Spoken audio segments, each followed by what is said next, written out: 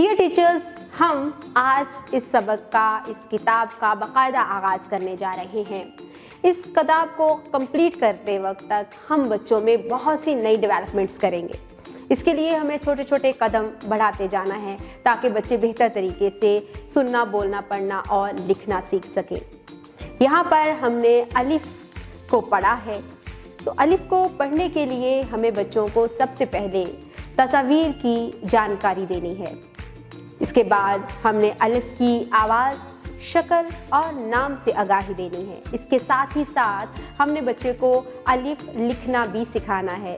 जुमलों में हम किस तरह इस्तेमाल कर सकते हैं, मुसब्बतों के साथ मिलाकर हम किस तरह से पढ़ सकते हैं, और इसके साथ ही साथ हमने फोकस करना है स्टीम एक्टिविटीज़ को, जो कि हमारी इस किताब का बहुत ही मेन पॉइंट है, जिसकी बेस पर हम बच्चों को स्टीम एक्टिविटीज़ में science, technology, engineering, art and math से रोशनास करवाएंगे।